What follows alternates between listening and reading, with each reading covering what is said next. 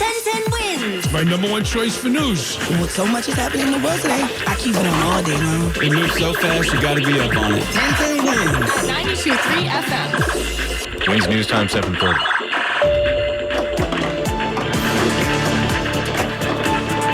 Good evening, I'm Mario Boscus. A spin of the casino wheel seems poised to land on no. It was a bad bet from the start. That's word from community members like Sulu. Nowhere in the world do you put a casino in such a densely populated area. You're with 1010 wins. Look at the traffic situation right now. After losing a key vote, developers took a blow to the $11 billion project set to build that casino and 2 hotels. It also cuts out 25,000 job opportunities, museum, and affordable housing, which Sulu says, We have been saying, give the parks, give the affordable housing. We don't want the casino. We don't want vice in this neighborhood. Now walking out of that meeting, she's feeling Giddy, euphoric. Amanda Alexander, 1010 wins on 92.3 FM in Midtown. Wins News Time 7:31 is get you where you need to go with Greg Rice. Now, we expect the president in town pretty much momentarily at this point. Wouldn't be shocked to see Marine One in Lower Manhattan any time now. And as a result, wherever the president goes, you won't be able to. You can expect full closures on the FDR Drive northbound away from Lower Manhattan.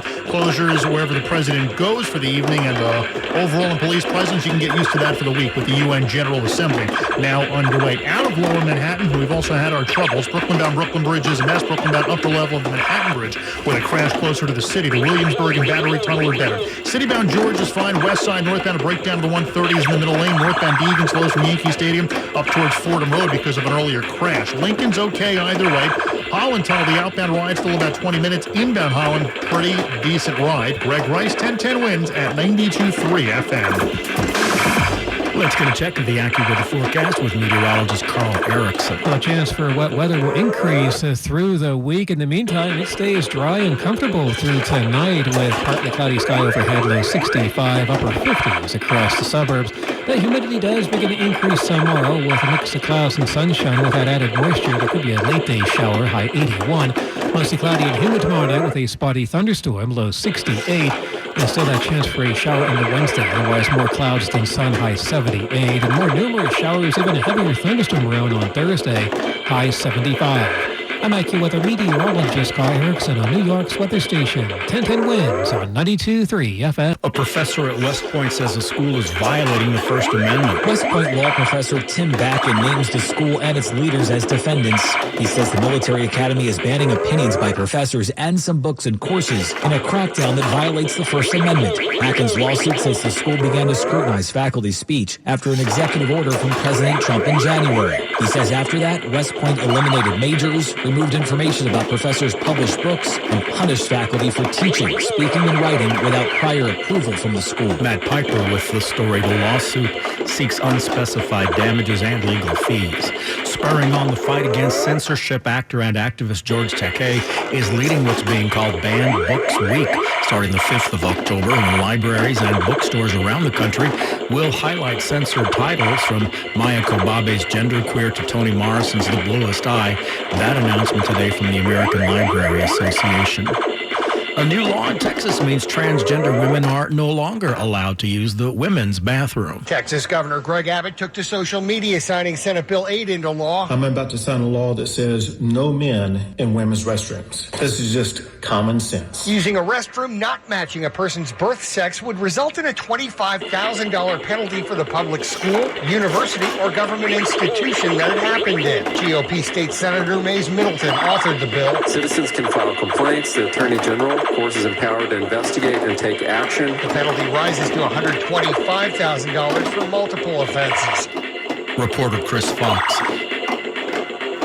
The Epstein scandal that cost Britain's Prince Andrew a royal role now is affecting his ex-wife as well, but she has an answer. Days after the publication of an email she wrote to convicted pedophile Jeffrey Epstein calling him her, quote, supreme friend, these two charities have now severed ties with Prince Andrew's ex-wife, Sarah Ferguson. Ferguson insists she only wrote that email on legal advice after Epstein had threatened to sue her for associating him with sexual abuse in an earlier interview, but added admitted to earlier revelations that she'd accepted a $20,000 loan from him, and the charities had clearly had enough. Correspondent Vicki Barker on the story. NASA signing on some new astronauts. At a ceremony at the Johnson Space Center in Houston, Texas. It's an exciting time to be here, and I couldn't be more thrilled and honored. Anna Menon was one of 6 women and 4 men picked to begin a 2-year astronaut training program. Aaron Overcash described getting the call. And the first words that I said on the phone were, "No way." I mean, yes, of course. After training, the new astronauts will crew missions to the International Space Station, the Moon, and one day, possibly, Mars. Mike Dubusky on the story. NASA selected this group of astronauts from more than 8,000 applicants. The News Watch never stops. This is 1010 Wins at 92.3 FM. You give us 22 minutes, we'll give you the world. Good evening, 67 degrees at 7:40. I'm Mario Bosques. Here is what's happening.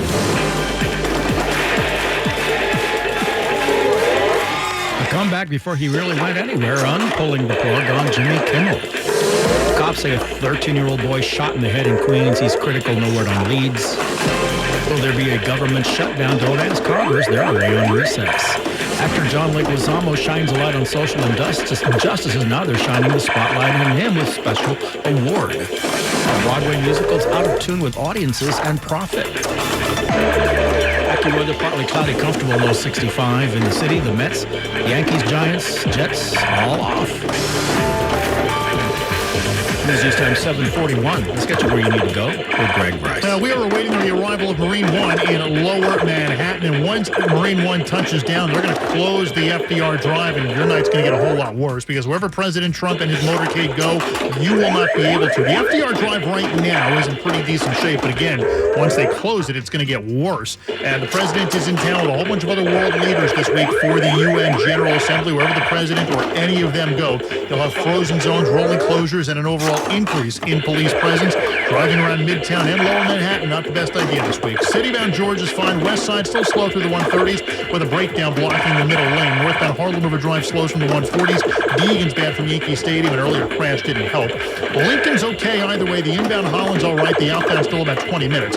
In Queens, Grand Central westbound, the ramp to the B3 with a breakdown in the left lane. And the eastbound Grand Central near Roosevelt Avenue, you got a crash, and you've got the middle lane knocked out of service. Greg Rice, 1010 Wins at 92.3 FM. Disgruntled Kimmel viewers, you can tune in again. Jimmy Kimmel Live is expected to air a new episode Tuesday night, days after Disney suspended production on the show after Kimmel's comments following the killing of conservative influencer Charlie Kirk. Disney, the parent company of ABC News, said the comments were ill-timed and thus insensitive. After days of what they call thoughtful conversations with Kimmel, they reached the decision to return the show. Mike Dubusky on the story. There was no immediate comment from Nexstar and Sinclair in response to messages from the AP. Swift political response to the Kimmel suspension and subsequent reinstatement. Mayoral candidate Zoran Mamdani says he's canceling a televised town hall with WABC News planned for this Thursday over the Kimmel suspension, and he said more. It is not the government's job to bully talk show hosts off of the air.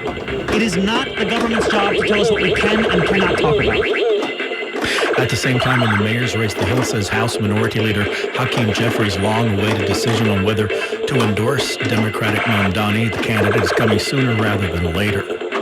An Elmhurst man sentenced in the beating death of his 3-year-old son at a Queens shelter. The Queens DA's office says Shaquan Butler, 29, sentenced to 32 years to life for the killing of the toddler Shaquan Butler Jr. at the old Pan American Hotel 3 years ago, in addition to the physical abuse of the victim's younger sibling. Cops say a teen shot in the head in Queens, not critical. No word on leads. Gunfire also at the scene of previous violence. Crime scene detectives are looking for evidence in this Dunkin' Donuts parking lot where the 13-year-old was hit around 8:20 in the morning. That's shocking. That's crazy. That's like ridiculous. Says Keisha Waynes, who lives around the corner.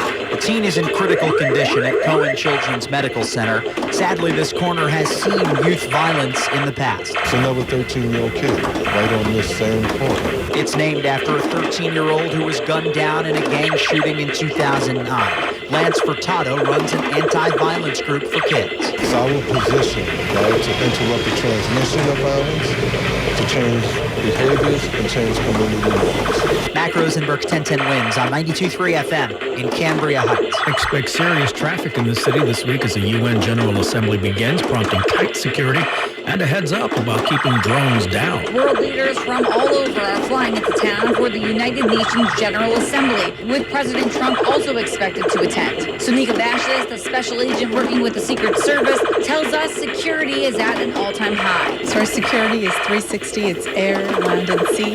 We have boots on the ground, and we're working our best to keep everyone safe. But a problem they've been seeing, New Yorkers flying drones where they shouldn't be, which can lead to fines and criminal charges. If you have a drone, that's great. I know in New York City, a lot of people have drones, but for this week, fly after something. You also can expect road closures, detours, and a new drone rule to be in effect until Sunday. Mary Lynn Buckley, 1010 Wins on 92.3 FM in downtown Brooklyn. The president, along with foreign leaders, meeting where he is expected to deliver the first address of his second term.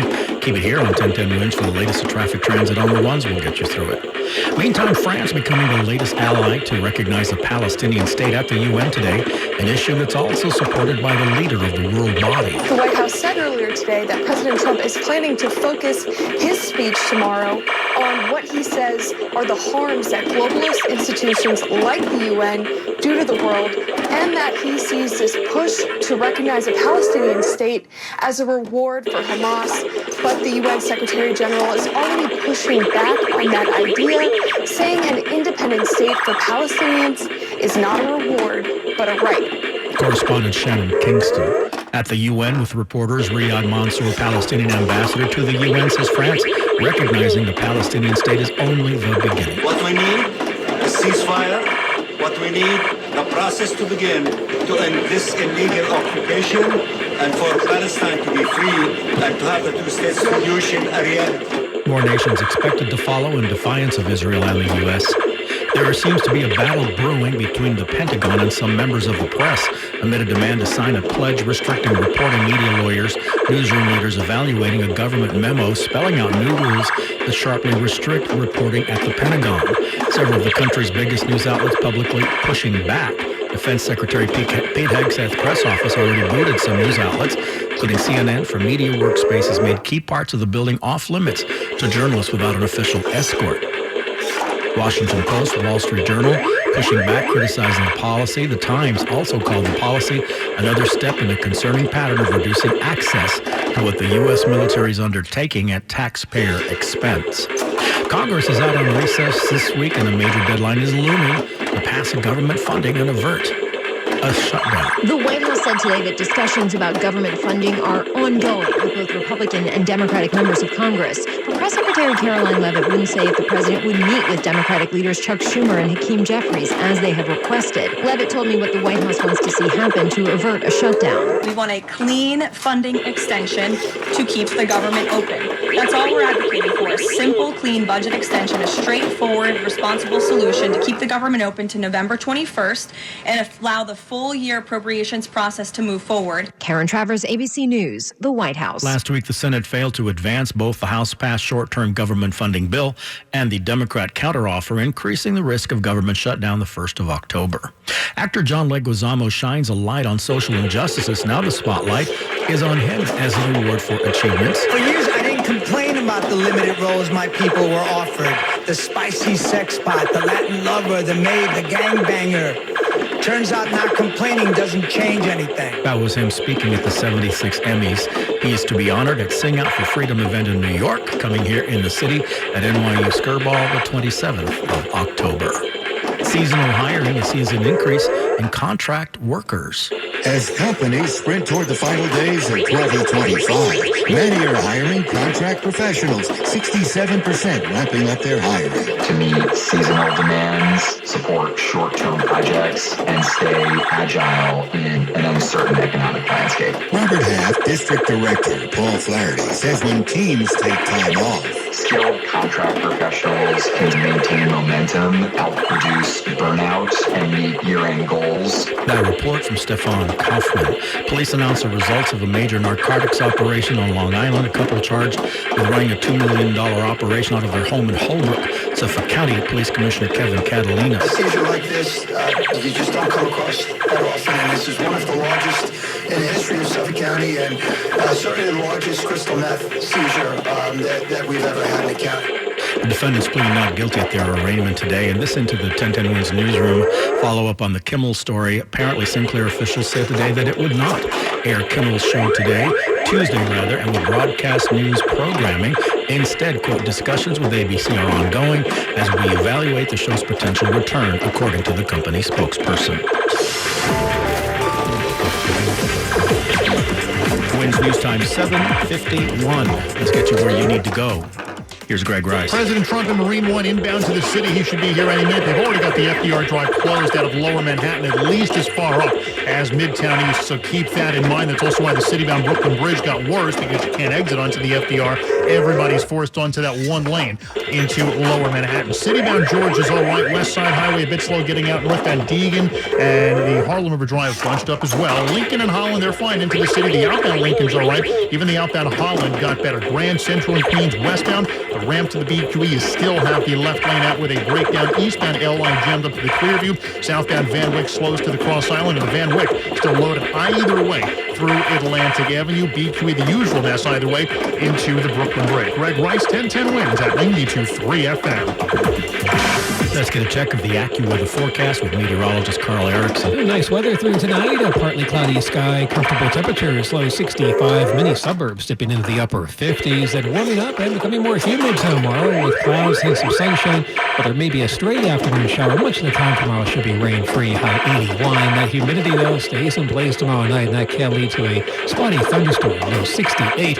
Rather cloudy into Wednesday. Again, much of that time is dry, just a slight chance for a shower, high 78. But Thursday looks to be the wettest day of the week with rounds of showers and even a heavier thunderstorm, high 75. I'm AccuWeather meteorologist Carl Erickson on New York's weather station, 1010 Wins on 92.3 FM. Now, Bloomberg Money Watch. Porsche hits the brakes on its electric vehicle ambitions, and investors hit the brakes on Porsche. Shares of the performance moniker fell today, the most on record after it canceled a future battery-powered luxury SUV, saying it will instead add more internal combustion and hybrid models to bolster the portfolio.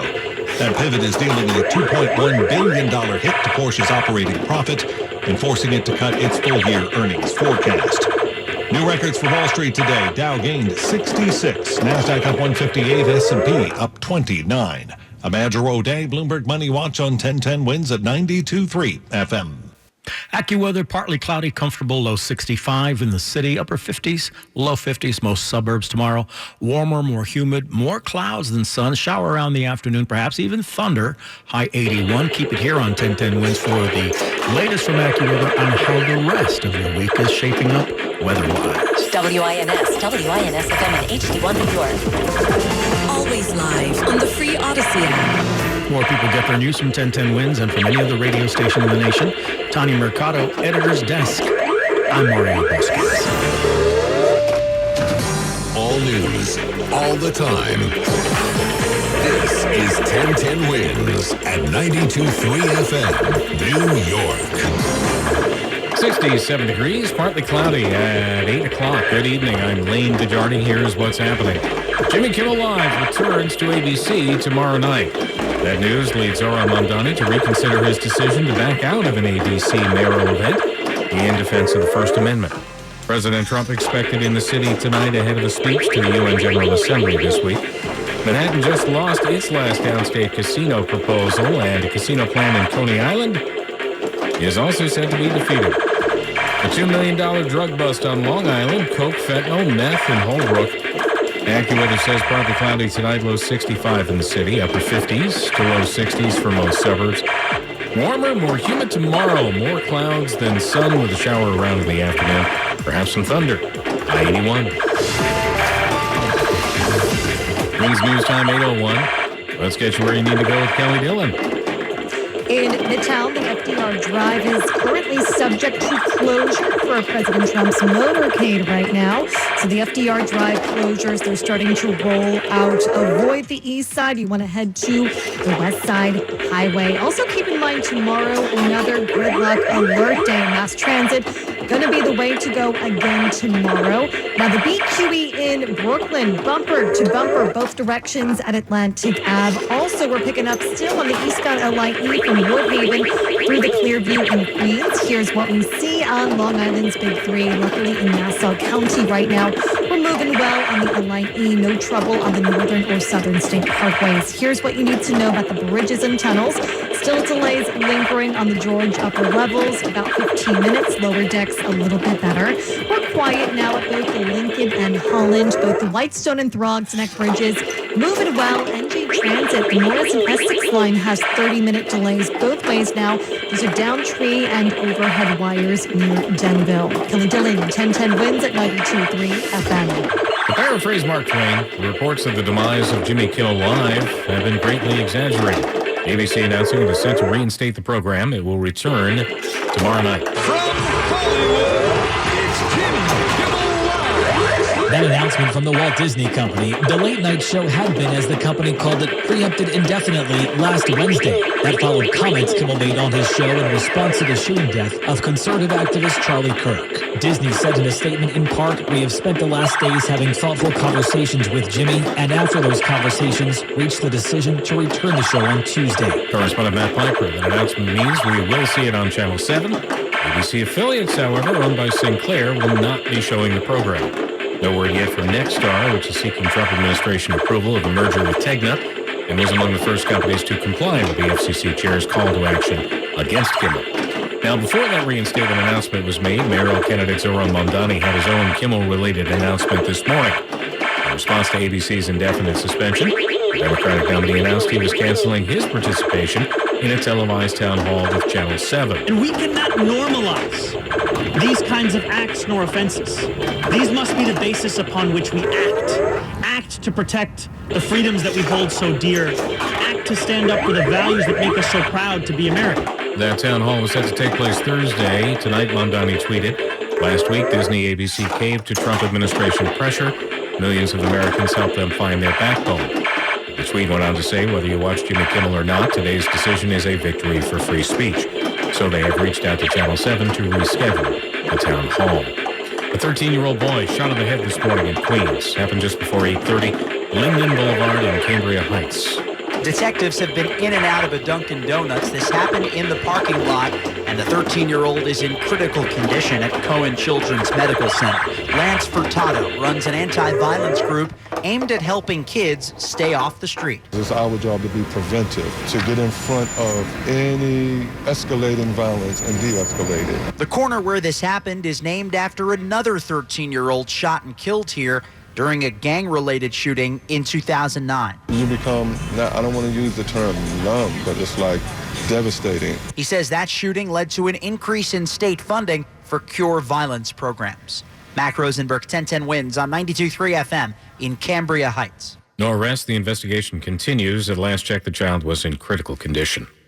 The 80th UN General Assembly is underway with President Trump set to participate. White House Press Secretary Caroline Leavitt. President Trump will deliver a major speech touting the renewal of American strength around the world, his historic accomplishments in just 8 months, including the ending of 7 global wars and conflict. 2 major wars are front and center for the UN at this gathering. The conflict between Israel and Hamas in Gaza, where many nations are set to recognize Palestinian statehood, and Russia's war of aggression against Ukraine. The president is landing in the city.